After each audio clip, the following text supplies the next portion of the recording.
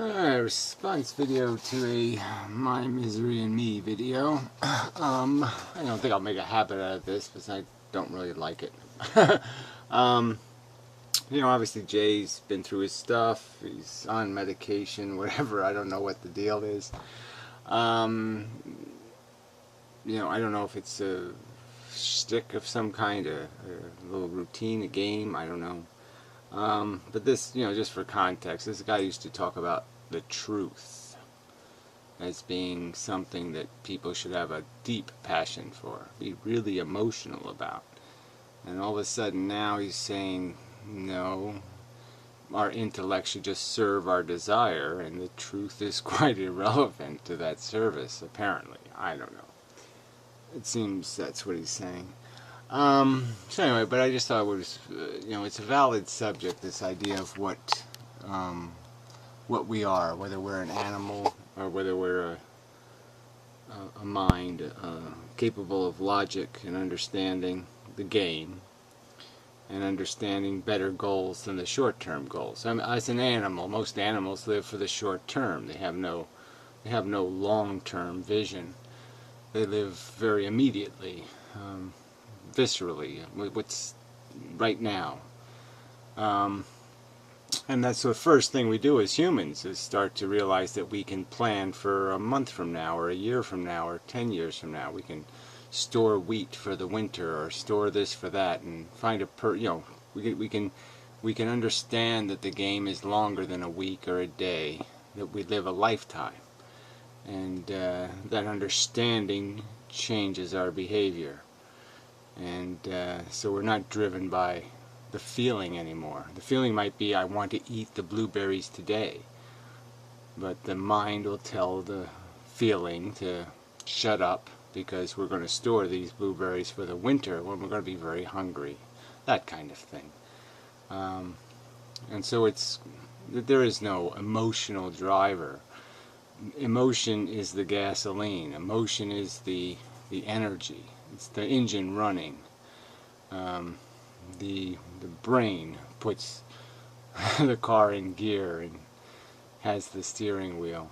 And so so the brain is logic. And so I was thinking about logic, and I was thinking, I've mentioned this before, but I think I'm just going to try to focus discussions and always try to be cognizant of the idea of properties and categories. Properties is a good way to understand what something is. So these are the things that you qualify something as, having properties. And categories are, these things that they can be quite abstract. They can be a lot of different things. And once you put something in a category, it's in a category, a collection of things. That's what a category is. It's a collection of like things. And you label that collection as all having similar properties. And once you put something in a category, then that being in that category is one of the properties the thing has, as being in the category.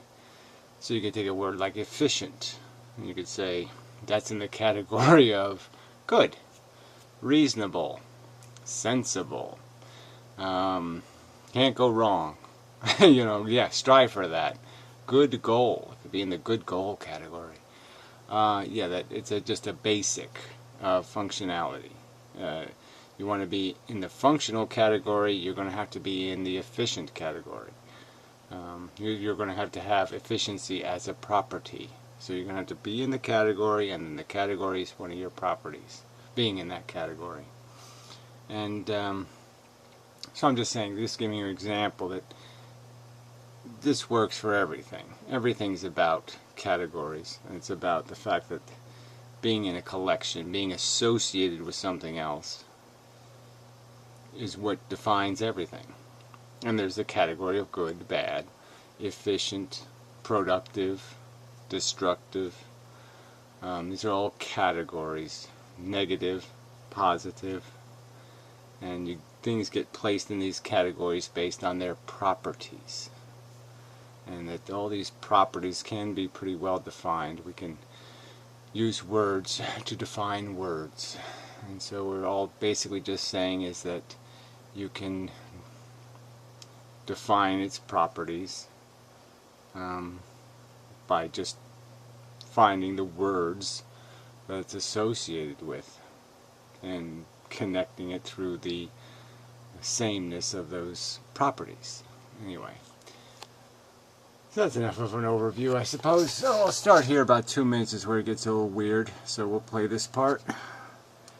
To do, no way to go. So, so it'll ask questions like, what's the point of life? There's no meaning, there's no purpose. Reason by itself has no function, no purpose. Right, so I've said this before, that intelligence has no function without a problem to solve. It's only, that's its function. Its function is to resolve a problem. That's what makes it do something, is because something needs to be done. And to be needed to be done, it means effectively the word need is connected to the word problem.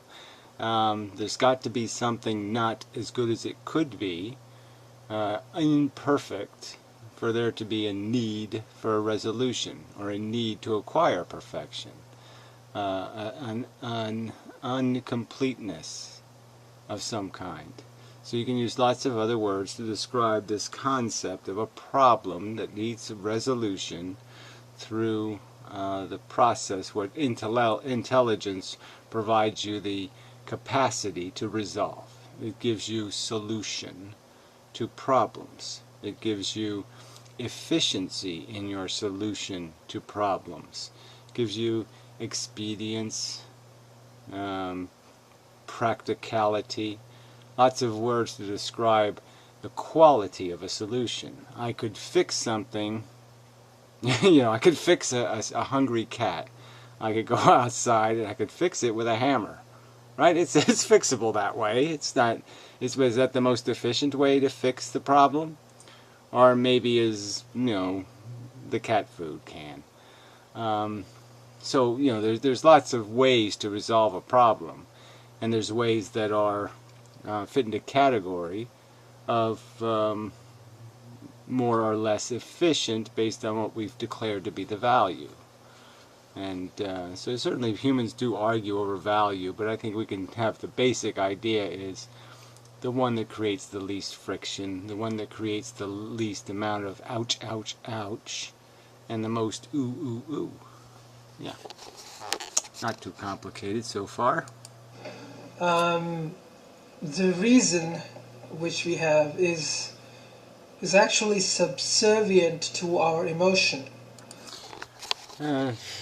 Subservient to emotion doesn't say anything, okay? Emotion's in the category of a brain function. But emotion describes a lot of things. Desire is an emotion. Guilt is an emotion. Lust would be the emotion, maybe. Love. There's lots of different kinds of emotions. And some of them are very crude, very visceral. And some of them are more complex and take a while to eat at you or nag at you a little bit at a time. Some are big bites and some are little bites. So to say our capacity, our intellect, our reasoning capacity, our logic is subservient to emotion is effectively saying nothing. Okay, because it's obviously not in service to every impulse, every feeling, every sensation.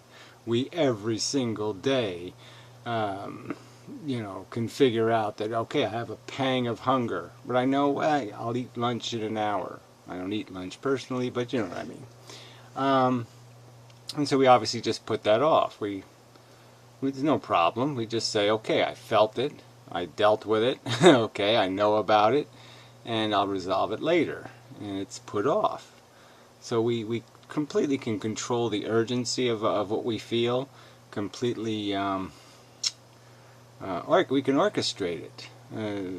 To say it's serving when it's basically, your mind can create fantasies, and it can choose to create different kinds of images, and it's certainly going to, your desired end, what you want out of something, is certainly going to affect the texture of it, the character of it. But there's lots of liberality in terms of orchestrating it. And just as we can orchestrate a fantasy, we can orchestrate reality. So what's in the driver's seat is always going to be emotion, the emotional need or desire to survive, to live, to... Whatever that all means too. The desire to survive is not manifested as a desire to survive. So that's, the desire to survive is a fallacy. There's no such thing really. We have desires to achieve, we have hunger, we have an apprehension to deal with suffering and pain and misery and the loss of our life. But it's not quite the same thing as saying a desire to survive. So, if you're going to make an argument about reason and emotion, your language needs to be a lot more precise than this.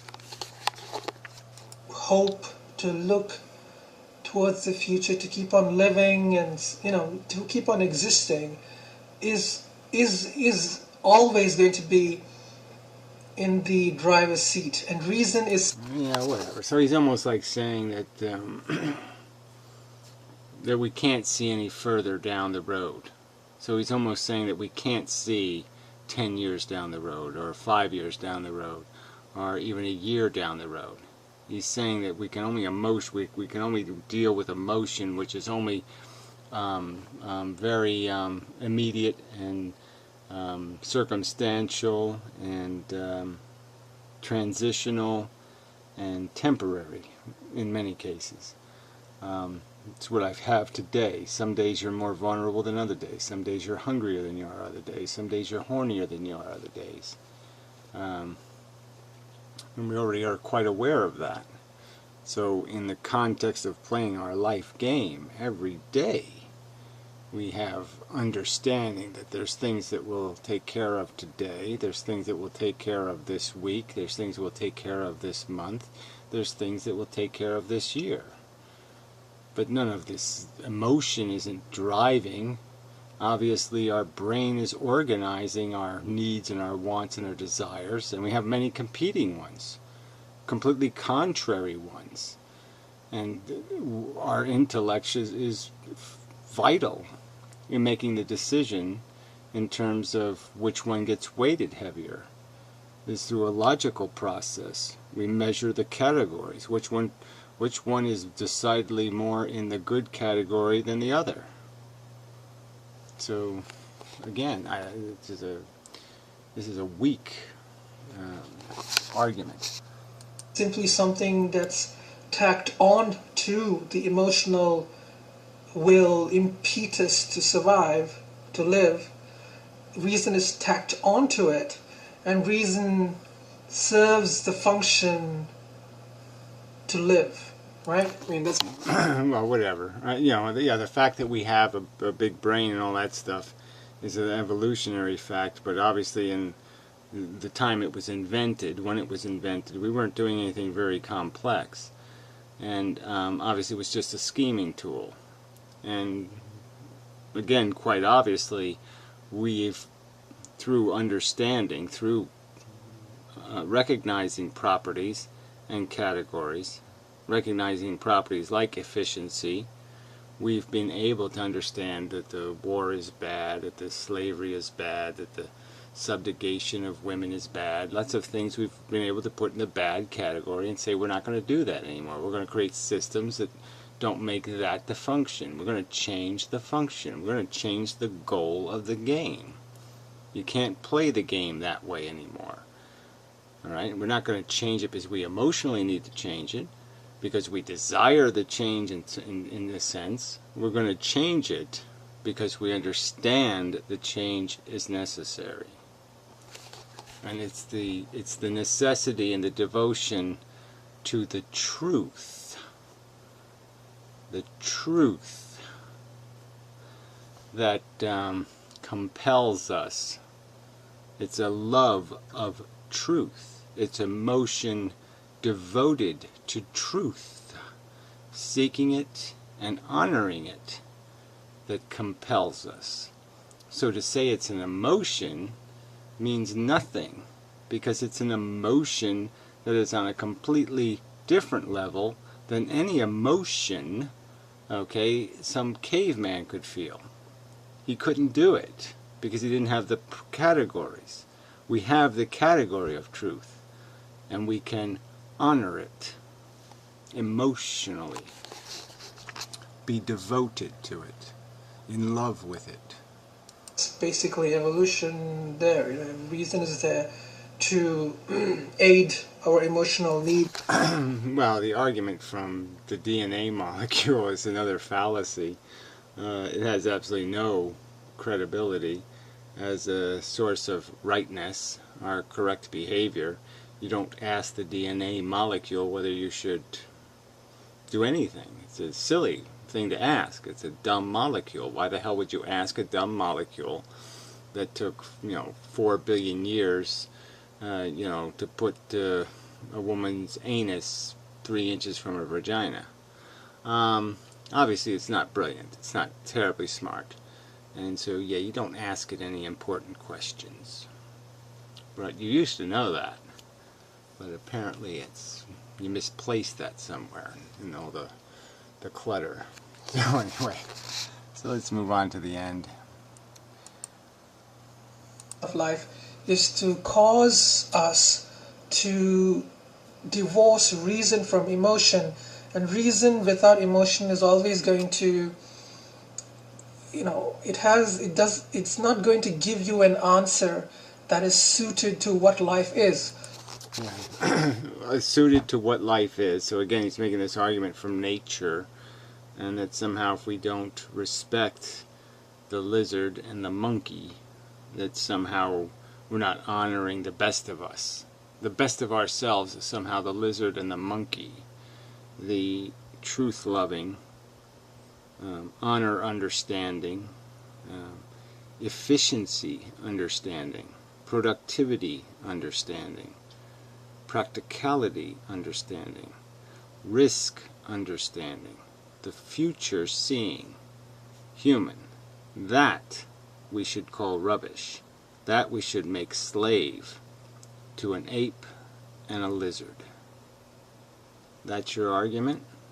Like we haven't heard that before? Like you haven't heard that before? And you're waiting till now to say, oh yeah, I like that argument. The argument from Antikantavad. Yeah, I like that all along. Sorry, I don't know what to say to you. Go watch your old videos. You took them all down or something, right? I mean, you're not leaving your old videos up where you're making a mockery of the person you've become, are you? Sorry, this is just silly. Life is about living emotionally and rationally. As a human being, your life is about being an emotional creature, and you have a rational mind, and use that rational mind to live life in, to basically satisfy your needs and desires. There you go. So you don't use the rational mind to recognize goals, to define your goals. You just use your rational mind as a scheming device to satisfy the goals established by your nature. And again, that's just saying, I want to be an ape. I want to be a lizard. Why don't you go all the way back and just be an amoeba? And some of those needs and desires may be looking after other sentient beings as well. So, I don't think the question, is there a rational justification for life? I don't think that question essentially, I don't think that's an applicable question. I suppose you're being silly.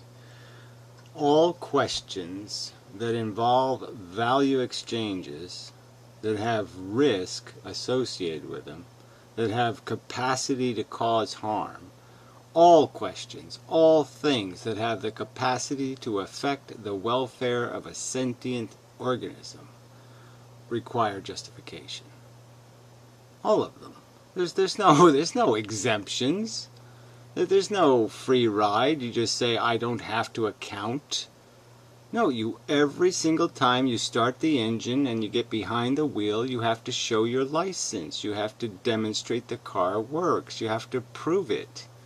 You can't just sit there and tell somebody, I'm going to put something in jeopardy for no good reason, without justification. You can't do that. You can't. If you're not serving a free lunch, you have to account for how it was paid for. To sentient life, because sentient life is not simply a rational thing. It's fundamentally an emotionally driven process. And well, whatever. It's irrelevant. Sentient life, most sentient life is ignorant and stupid. I'm neither of those things. So I'm not taking your advice that I should behave as if I am, or that I should somehow orient my brain to think that somehow the dumbest parts of me are the smartest parts of me. That would be idiotic. The category idiotic. I would become an idiot. I would have the property of idiot. reason is simply there to aid that. And whatever. Why we have it, again, has nothing. Its origins have nothing to do with its capacity and nothing to do with utility and function. And certainly nothing to do with how much respect we should give to the logical conclusions that can be drawn using the faculty. Now, I might be able to accept this argument if every logical conclusion that's reasonable to draw says that our natural desires are excessive, dangerous, compulsive, reckless. Lots of words that have that risk component, the one that requires the justification. So there's much to what we want that can involve an inappropriate taking. Much of what we want can involve taking, and therefore it has to be justified. this is why I'm saying let's make life better. But we don't need to justify. Better than what? Oh, let's have, instead of a complete Holocaust, let's knock it down by 1%. Yeah, that's good enough. A 99% failure is just so much better than a 100% failure that how can no one see how great that is? Yeah. So anyway, good luck with that wishy-washy, mishy-mushy crap. But yeah, we've already heard this all before. The redeemingness of the human race. And as I've pointed out in previous videos, even Jesus couldn't pull it off. Even Jesus couldn't be Jesus. So you're not going to do it. It ain't going to happen. And all you're doing is sentencing more sentient life to more horror by defending and providing a fake justification of, you don't need no justifications for the perpetrators. You just you're just handing the criminals the club. So sorry. Bad behavior goes in the bad behavior category. Bad behavior. Stupid and irrational gibberish. The DNA knows what it's doing. Nonsense. Nonsense category. So, yeah, there's not much I can say. Like I said, I'm going to try to not watch your videos because they're just going to cause me grief, and who needs it? I'll wait until I've had enough distance to perceive you as the idiot you're talking like, and so when I'm ready to do that, maybe I'll watch. But I'm really not ready to perceive you to be an imbecile. But apparently that's what you want. So who am I to deny you your splendor in putting your head up your ass? Anyway, pathetic. You're in the pathetic category.